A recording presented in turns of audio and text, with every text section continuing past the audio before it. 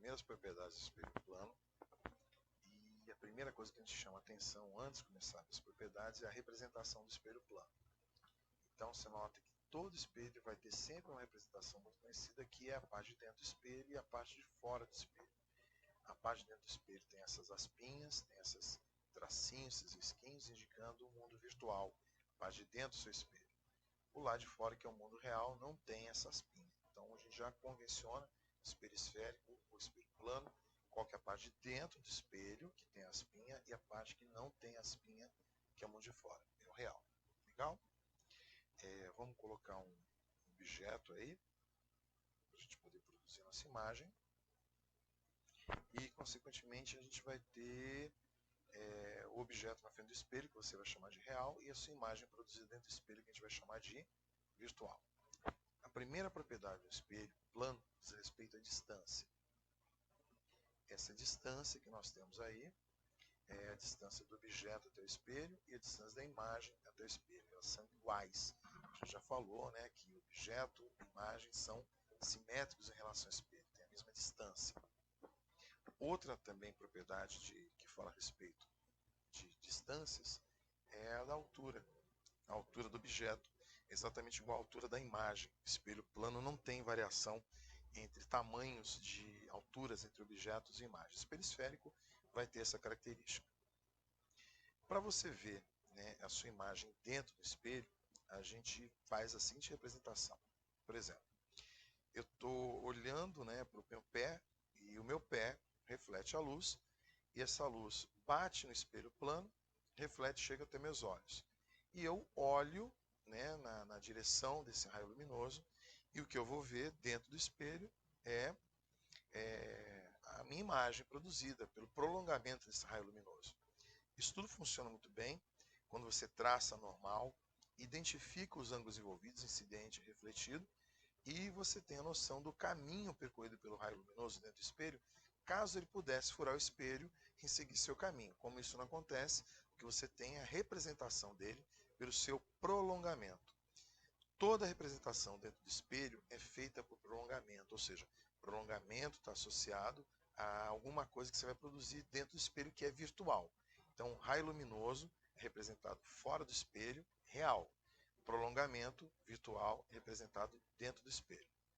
Mais um exemplo seria você olhar para o topo da sua cabeça, na imagem do espelho. Como é que isso acontece? Acontece da seguinte maneira: o raio luminoso incide do topo da sua cabeça no espelho, reflete e chega até seus olhos. Você seguindo o caminho do raio luminoso, que você vai ter o prolongamento desse raio luminoso no topo da sua cabeça. É isso que você vê. São as imagens dentro do espelho, produzida por esse caminho do raio luminoso dentro do espelho, que a gente não chama de raio luminoso, e sim de prolongamento. Então vamos lá às propriedades. Primeira, distância objeto-espelho é igual à distância da imagem até o espelho. Outra propriedade, a altura do objeto é igual à altura da imagem.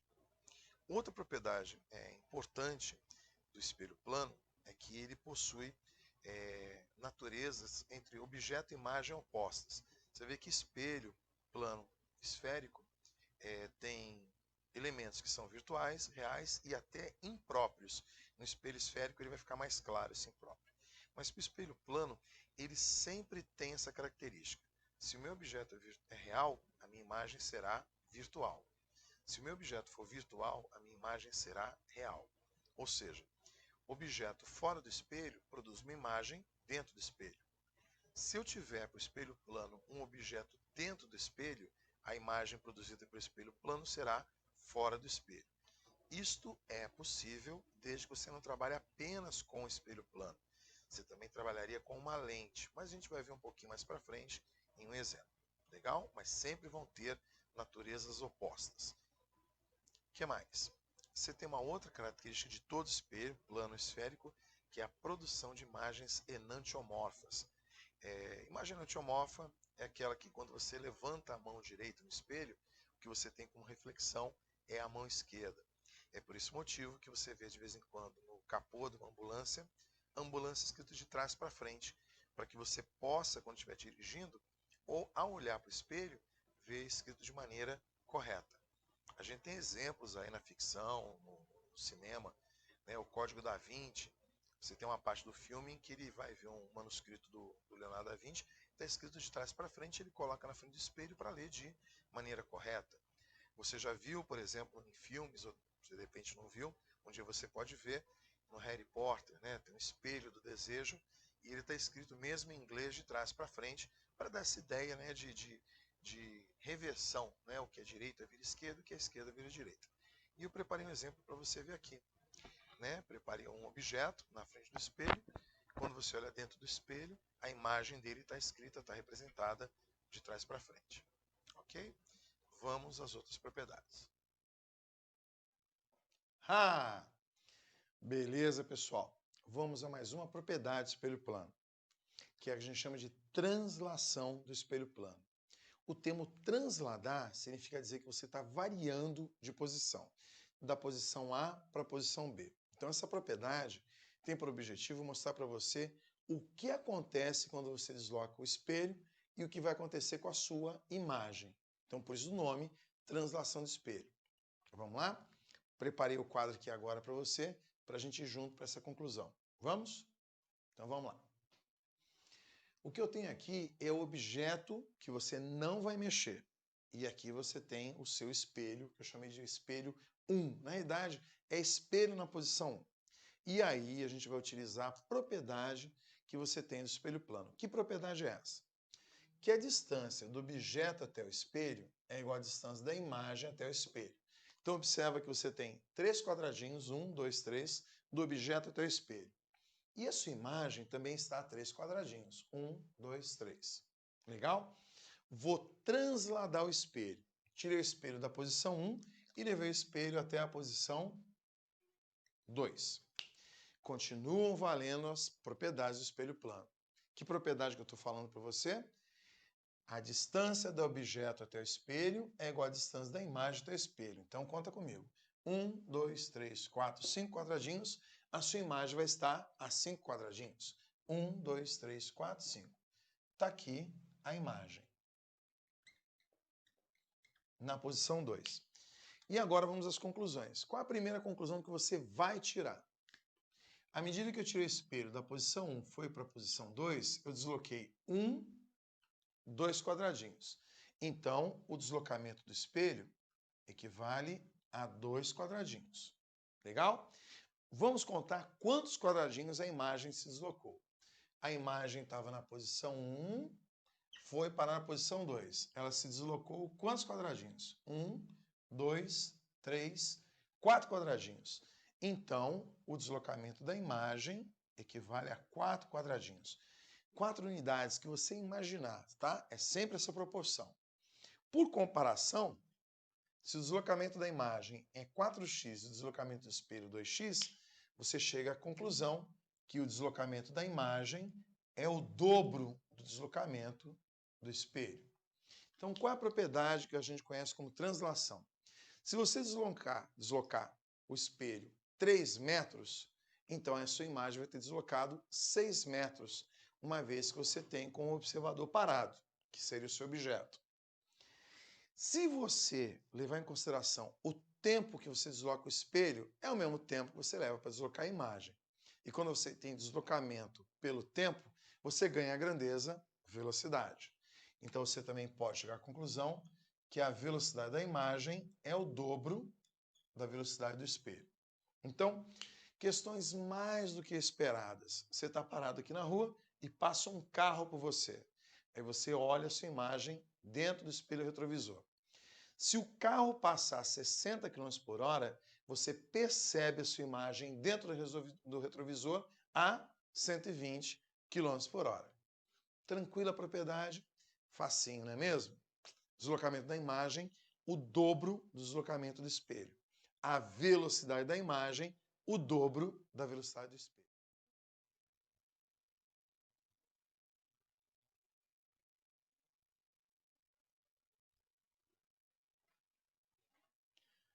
Vamos à propriedade?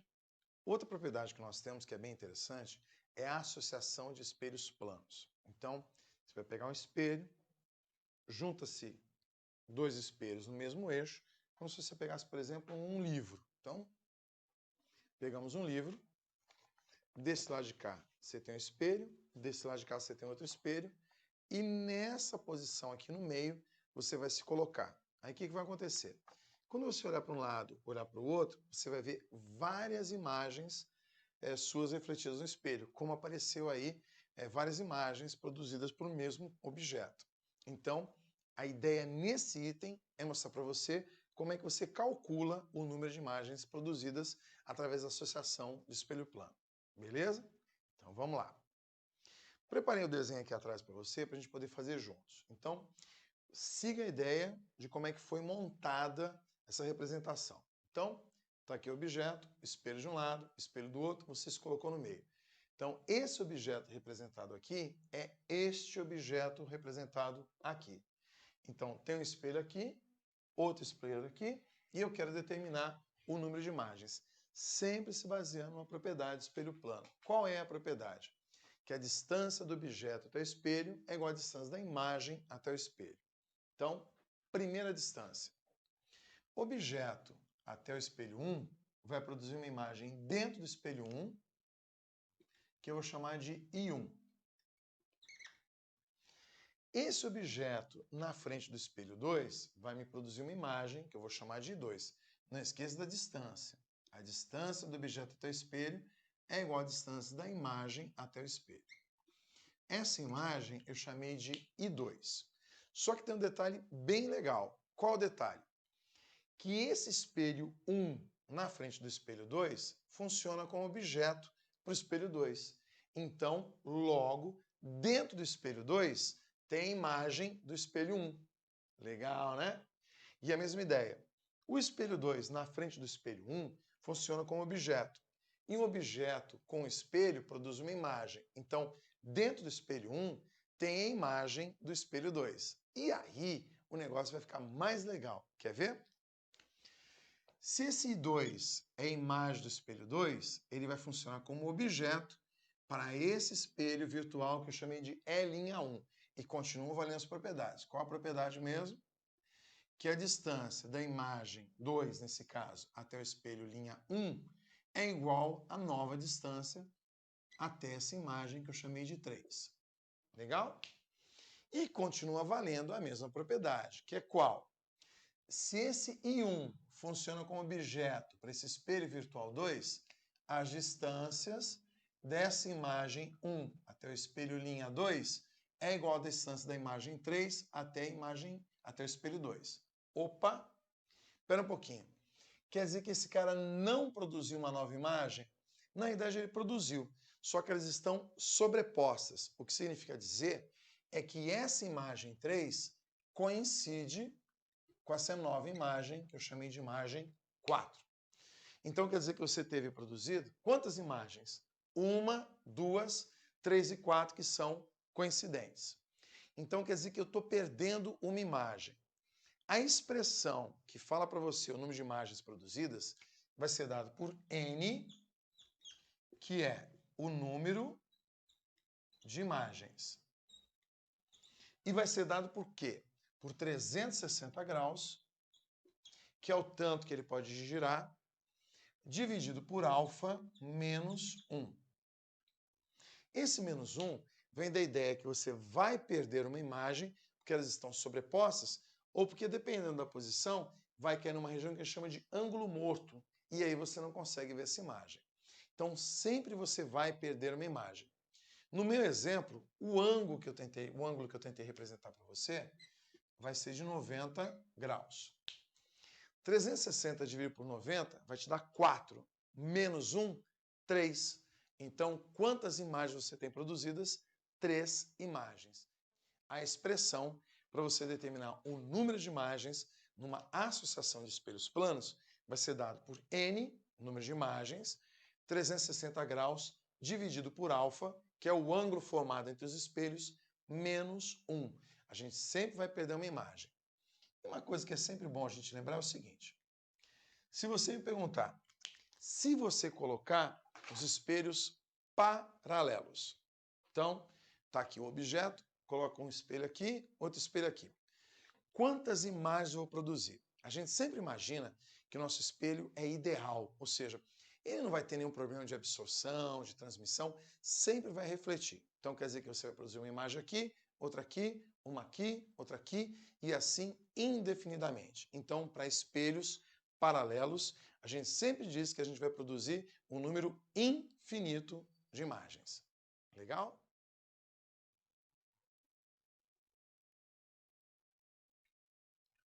Beleza? Esse item agora vai trabalhar com o que a gente chama de campo visual. O que é campo visual? Quando você se observa no espelho, além da sua imagem, você vê objetos refletidos dentro do espelho. O objetivo desse item agora é você conseguir determinar ou identificar quais objetos você consegue ver por reflexão ou dentro do espelho.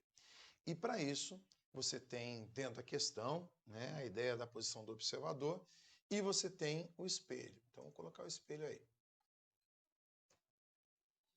Vamos lá, espelho. Tá o espelho.